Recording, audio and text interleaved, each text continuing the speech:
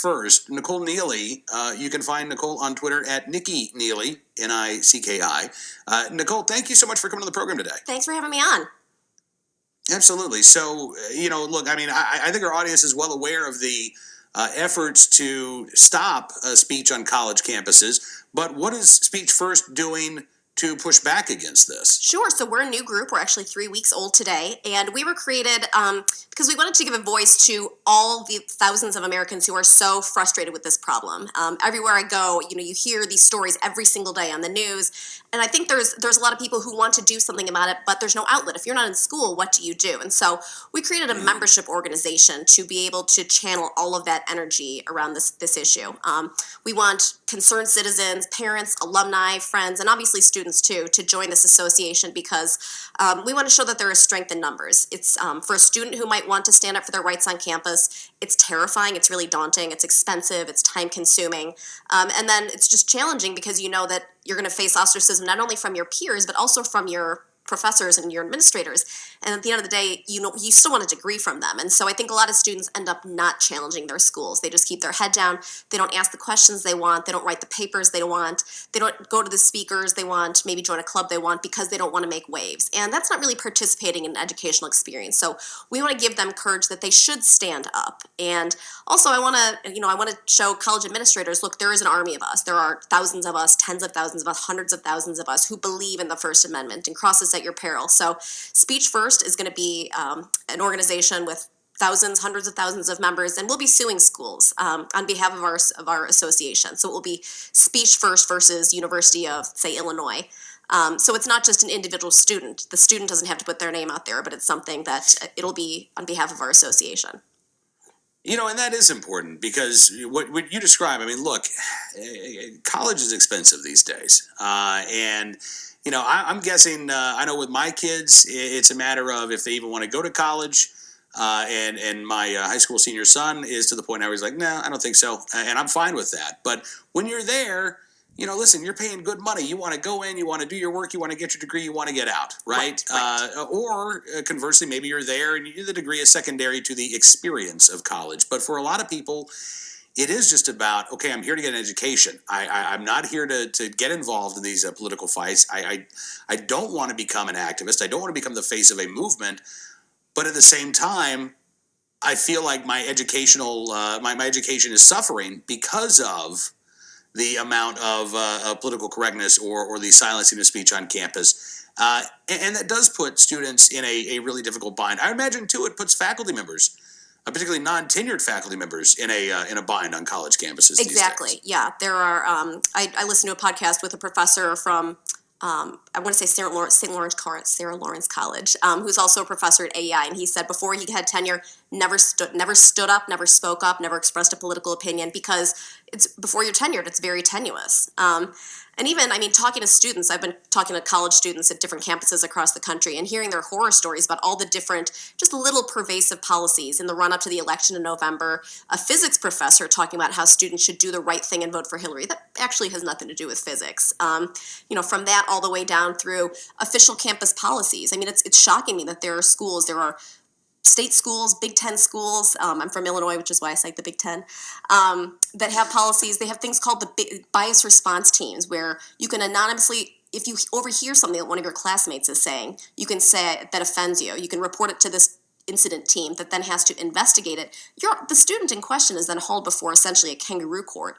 And the findings of that can then be used against you for scholarship applications, for study abroad programs. This is very Orwellian. This is very scary. And you think that if there are these teams, if there are these programs, they're not going to go through a school year and say, hey, there's no problem. They're going to, when you have a hammer, everything is a nail. And so everything is a problem. And this culture of microaggressions and students increasingly being offended by everything on campus. I have a 4-year-old and a 3-year-old, and I don't want to send my kids to school at this point.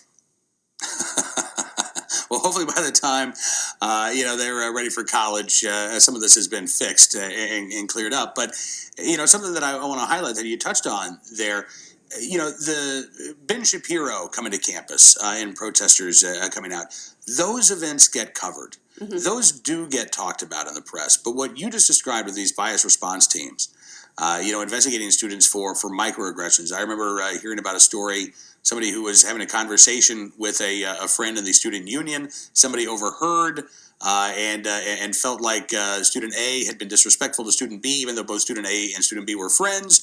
Again, files this formal complaint. They're not involved in the conversation. They're eavesdropping, basically, becoming a busybody. Well, I think that that person should speak up and should say, "Well, and I will."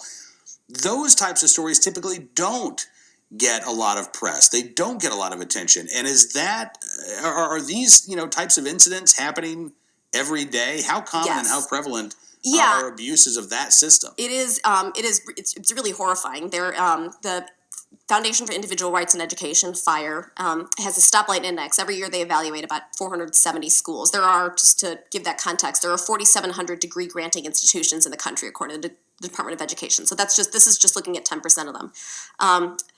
About 3/4 of those have what they give a red light rating or yellow light rating. They have either extremely bad or very bad speech policies, and a good chunk of those, over half of those, actually have bias response teams. And so, if you extrapolate that, you think that there are actually there are likely hundreds, thousands of those across the country. And what that ends up doing is it chills behavior, because students don't know what they can get in trouble for. They just don't act. They just don't speak out. They just don't say things. People restrain themselves, and again, that's just not participating in a full educational experience. And so you're right, it is underreported, and those are the kind of cases that we're particularly interested in, because something like a free speech zone, well, very, very offensive, is pretty straightforward. Something where a student is discouraged from speaking up because they're afraid of repercussions by students or faculty is something that it's a little nebulous, but I think is much more gets to the heart of what's going on campus these days. I know that if you go to the website for Speech First, which is speechfirst.org, in your bio, Nicole, it talks about how when you were in college, you got involved with the ACLU. That's an organization that supposedly, on the Second Amendment, they're kind of silent. But when it comes to the First Amendment, they're supposed to be really loud and vocal. I'm curious, what has the ACLU been doing to push back against these speech codes? Because I'll be honest with you, I never see them pop up in headlines or news stories fighting back against this sort of stuff. They really haven't, and it's been pretty disappointing. There have been some great people who have run the organization in the past presidents like Nadine Strawson, Ira Glasser, who have been outspoken on it and are terrific on it, but current national ACLU has not been so great. And so, again, we think that there's just a good opportunity for a membership association to step into this space. I am personally politically independent. I would love all parties, everybody. We are open to everybody. So Democrats, Republicans, progressives, liberals, conservatives, libertarians. I mean, speech first. We do believe in speech for everybody. And I think, drilling down into what's going on campus right now, you see conservative speech being attacked, but certainly this pendulum is going to swing the other way. And so it's really easy for students to say, I agree with free speech in the abstract, but when you start to look and ask them hard questions, how do you feel about racial speech? How do you feel about hate speech? That's when you find that students actually are extremely illiberal. They want the speech of their opponent silenced. The ACLU, once upon a time, was very brave. I'm growing up in Chicago. Remember hearing my parents talk about when they defended the Nazis' right to protest in Skokie, Illinois. I'm not sure if those days are gone, and I hope they're not. I would love to see the ACLU get back in the space, but until then, that's where we'll be. Yeah, and you make a really good point about these surveys where people say that they support free speech, right? And they may even feel like they support free speech until you start asking about speech that they disagree with. Mm-hmm. And then it becomes, oh, no, I don't think we should have that. No, I think we should be able to shut that down. Right. That's and it's sad that we've got to educate folks that really isn't freedom of speech. Freedom of speech means the stuff that you're uncomfortable hearing, you say, okay, I'll respond after that person's finished speaking, and I'll tell you why you're wrong. That's the freedom of speech. It's not the freedom to inoculate yourself against any ideas that you might disagree with or even find harmful. Right. Right? I mean, that's the thing, Nikki, what we're seeing right now, not only on college campuses, but across society, is this sort of mob mentality of, well, I don't like what's being said, so therefore I will try to shut it down. Right. That's gonna lead to a very illiberal and a much less free society unless we do push back against this. Exactly. And there are students who or people who say that speech is violent, your speech is hateful, and so it dehumanizes me. Speech actually is the antithesis of violence. Speech is violence is what happens when there is no speech. And for students, like what happened a few weeks ago at the Lewis and Clark Law School out in Oregon, where they deplatformed Christine Hoff Sommers from the American Enterprise Institute, for students to say that they believe that her speech could cause their classmates harm, I mean, that to me that's so patronizing. That's so disrespectful that you think that your fellow students can't be exposed to these ideas, that they can't stand up for themselves. I mean, that to me is just that's the antithesis of liberalism. That you think that your fellow classmates are incompetent and incapable of doing that themselves. So.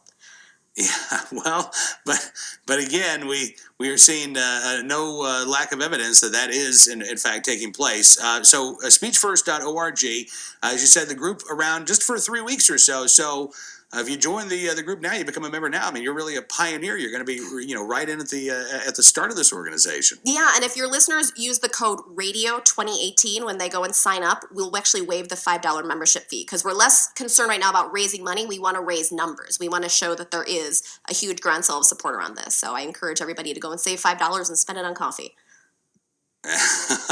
Absolutely. All right. Well, there you go.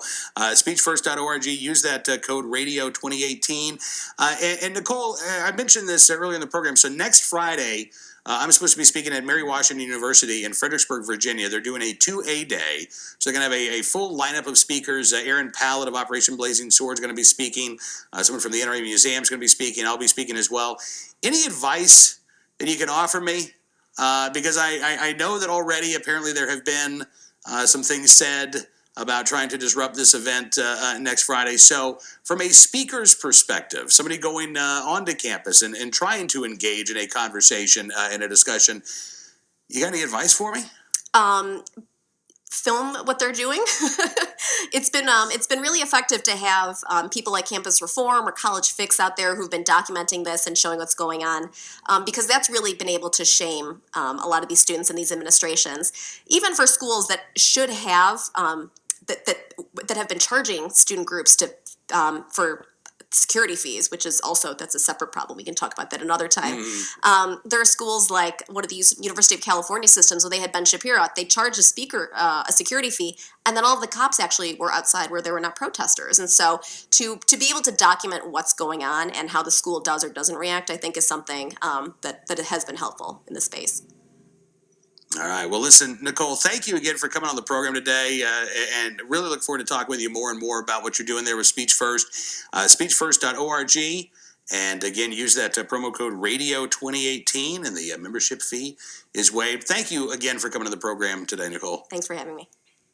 You bet. Nicole Neely joined us from Speech First, again on Twitter at Nikki Neely, and speechfirst.org. It's good advice, by the way, about filming the encounters. Don't know that it stops them necessarily any more than a CCTV camera, has stopped violent crime in Great Britain, even though they're the surveillance society. But it does allow you to shine a light on those activities after the fact. Although I guess now we're to the point where you could even stream those activities, those disruptions live while they're taking place. So who knows? If I can't speak at Mary Washington University, maybe I'll just broadcast the protesters instead next Friday. All right.